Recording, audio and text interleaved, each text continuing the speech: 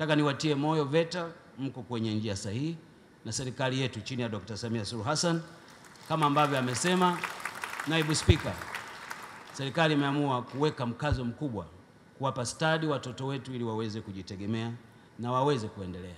Lakini pamoja na mafanikio hayo mlionayo, VETA wakati mnaendelea, mjue kuwa yako matishio yanayotishia stadi mbalimbali ambazo tunafundisha watoto wetu.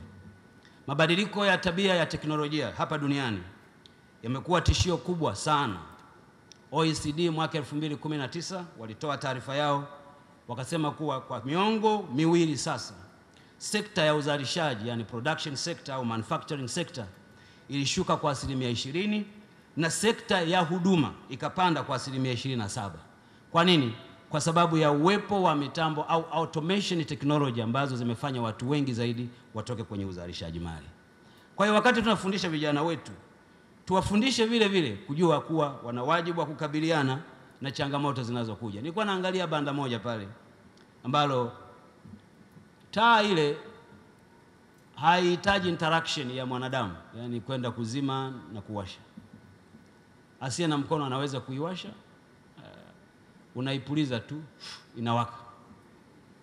Ni teknolojia. Tumeona mtambo mwingine unawashwa kwa AI. Unatumia siri, unaimwambia siri niwashie feni, wala hauko pale, inafungua. Maana yake ni nini? Maana yake ni kwamba teknolojia inavyokuwa itaendelea kuwafanya watu wengi zaidi kazi ambazo wangeweza kuzifanya, teknolojia itawareplace. Na utafiti huo unaonyesha 32% ya kazi nazo, 14% ya kazi ambazo zinafanyika leo ziko hatarini kutoweka kutokana na uwepo wa teknolojia mpya.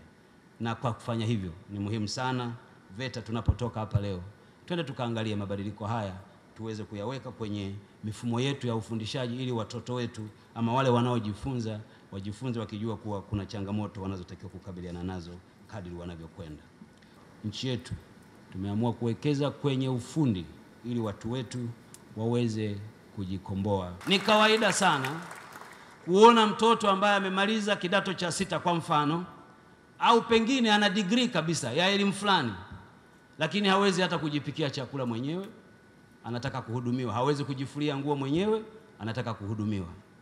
Nikawa na watania, mnazalisha maofisa wa kuhudumiwa badala ya watu wa kuja kuhudumia jamii. Jambo hili ni hatari kwa taifa na ni lazima liangaliwe, na VETA mnayo nafasi kubwa ya kuziba hilo gap.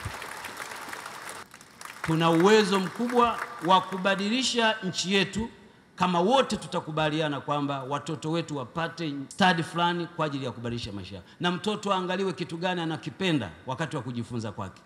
Katika elimu unapokuwa unafanya career development na monitoring ya mtoto, unamwangalia maisha yake shuleni, anapenda nini? Huyo mwelekeze kwenye hicho anachokipenda kwa kuperfect, kumpitisha kwenye mafunzo haya ya study ili kesho aweze kuwa na maana zaidi kwenye maisha yako.